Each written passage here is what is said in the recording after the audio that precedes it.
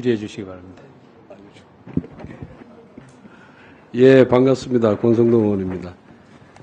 오늘 우리 유영아 의원님을 비롯해서 몇몇 의원님께서 이복형 금융감독원장의 금융정치에 관한 발언과 관련해서 월권이 아니냐 이런 이제 질문이 있었단 말이에요.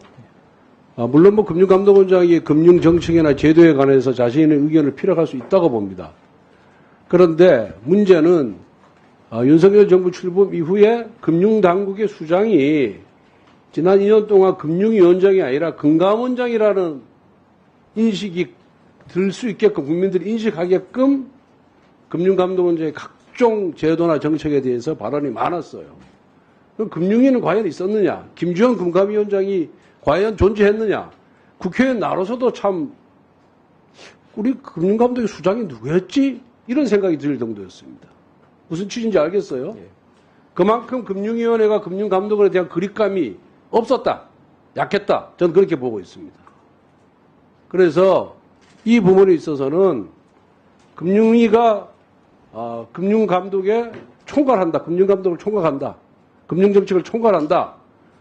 라는 인상을 국민들에게 줄 수 있게끔 활발하게 각종 제도나 정책에 대해서 의견도 피력하고 홍보도 하고 참여도 하고 그렇게 해주시기 바랍니다. 무슨 얘기인지 알겠어요? 예, 그렇게 하겠습니다. 두 번째, 오전 질에서 제가 금융투자소득세 이거 폐지해야 된다라고 주장을 했고 우리 후보자도 동의를 했습니다. 제가 2년 전에 이 문제를 처음으로 우리 당에서 공론화를 했어요. 금융투자소득세, 금투세를 유예해야 된다. 그리고 공매도를 한시적으로 금지를 해야 된다까지 이제 나아갔습니다. 나간 이유는 뭐냐 하면은 우리나라 개미투자자들 연합회가 있어요. 그 연합회의 회장을 비롯한 회원들이 이 두 가지 제도 때문에 우리 주식시장이 성장하지 못하고 있다. 주식시장이 성장하지 못하고 있다. 소위 말해서 저평가되어 있다. 그래서 코리아 디스카운트라는 얘기가 나오잖아요. 이 밸류업하기 위해서는 이 제도를 폐지를 하고 공매도를 금지를 해야 된다라고 강력하게 주장을 하고 그러면서 도대체 국회가 뭐 하는 데냐.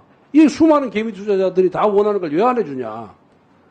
그렇게 해서 제가 거기에서 어떤 책임감, 사명감으로 먼저 주장을 하고 기재부도 설득하고 용산도 설득해가지고 이런 제도를 이끌어냈습니다. 특히 공매도 금지 같은 경우에는 아마 그 당시 1차관이었을 텐데 기재부에서조차도 굉장히 부정적으로 나왔어요. 그 기억하시죠? 예. 그런데 하여튼 이끌어내서 여기까지 왔는데 앞에서도 말씀드린 바와 같이 지금은 자산 형성 사다리가 없어요. 우리나라에. 부동산 이미 물 건너갔고 이제 주식시장밖에 없습니다. 그래서 장기 투자하고 기업 주식에 대해서 장기 투자를 해서 그 기업이 성장하고 동시에 나도 자산이 축적될 수 있도록 자산 형성이 될 수 있도록 이렇게 제도화를 해 나가야 되는 거예요.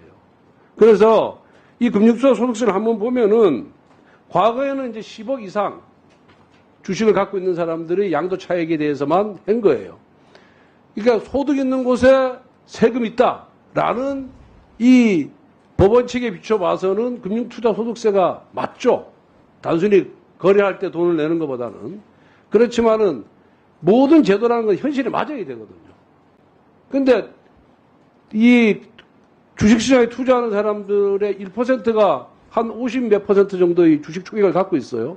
근데 이 사람들이 빠져버리면은 주식시장이 과연 존재하겠냐, 성립하겠냐, 이런 측면도 우리가 봐야 됩니다. 이거 맨 처음에 2004년도에 민주노동당에서 활동하던 심상정 의원이 이거 주장했어요. 금투세 도입해야 된다. 그러다가 2019년도에 이해찬 민주당 대표가 그 금융투자협회와 간담회를 가진 직후에 금융투자협회의 주장을 받아들여서 이 세제 개편을 하기 시작한 금투세를 도입해야 된다. 이렇게 주장을 했어요. 당시 기재부는 기관 투자자들한테는 금투세를 도입하면은 도움이 되겠지만 일반 개미 투자자들한테 손해가 된다 해서 반대를 하다가 정치권의 압력이 이기지 못해서 동의를 해가지고 문재인 정부 때 통과된 건 잘 알고 계시죠? 네. 그래서 이걸 다 알아야 된다. 다행히 2025년 1월까지인가가 유예하도록 이렇게 되어 있는데 그 사이에 이 개미 투자자들 다수의 주식 투자자들 의견을 받아들여서 반드시 이 폐지를 관철해야 된다. 이걸 다시 한번 강조를 드리고요. 대통령이 금년 1월 달에 와서 증권시장 개장식에 와서 금투세 폐지하겠다. 그리고 우리 당도 거기 찬성을 했어요. 그래서 이게 결국 이제 정부의 책임 그게 됐는데, 이러다 보니까 국내 주식시장에 살지 않다 보니까 자꾸만 우리가 해외시장 나가는 거야. 우리 투자자들이. 엄청나게 많이 나가고 있어요. 해외 주식 매수가 금액적으로 보면은 2017년하고 2023년 5년 동안에 12배로 증가했습니다. 건수는 15배 증가했어요. 40만 건에서 200만 건을 간 거예요. 그 사이에 일본, 대만, 미국 증시 다 성장했습니다. 다 성장했는데 우리만 제자리 걸음이에요. 미국 같은 경우에 104.2%, 일본은 74%, 대만은 116% 이렇게 우리 말하면 코스피 지수가 이렇게 성장을 한 거예요. 우리나라 비교하면은. 그리고 이 투자자들이 주식시장에 굉장히 민감합니다. 이거 조금만 조조하면은 전부 정부 여당, 그 다음에 정치권의 책임을 돌리고 있어요. 그래서, 이 1,450만이에요. 1,450만. 작년 말에 1,400만 정도 됐다가 요즘 최근 통계보면 1,450만이라 그러니까 전 국민이 그런 경제 문제와 직결되어 있으니까 이거 굉장히 중요한 문제다는 것을 명확하게 인식을 하셔야 됩니다. 그렇게 하실 수 있죠? 예, 그렇게 인식하고 있습니다. 예. 그래서, 그렇고, 그 다음에 증권사든 기관 투자자들이 지나치게 유리하게 설계가 되어 있는 걸 알고 계시죠? 어떤 세금 부분에서? 예, 세금 예, 부분에서. 예. 세금은 기관 투자자는 금투세 대상에 제외가 돼 있고, 예. 일반 개인 투자자만 내게 돼 있어요. 그러면 금융기관에서 뭐라 얘기하냐면은, 야, 우린 법인세도 내니까, 법인세 내니까 양도세 안 내도 된다. 이렇게 하지만은, 부동산 투자법인은 법인세 내고 양도세 다 내고 있어요, 지금. 그러니까 부동산 투자하고는 안 맞는 거예요. 형평이 안 맞는 겁니다, 이게 지금. 그래서 이런 문제, 또 세수 확보로서도 실효성도 미비하다. 이런 문제를 잘 갖고 설득을 하세요. 예. 야당 의원도 설득하시고, 국민들 예, 그렇게 하겠습니다. 네, 수고하셨습니다. 다음은 존경하는 김용만 의원님 질의해 주시죠.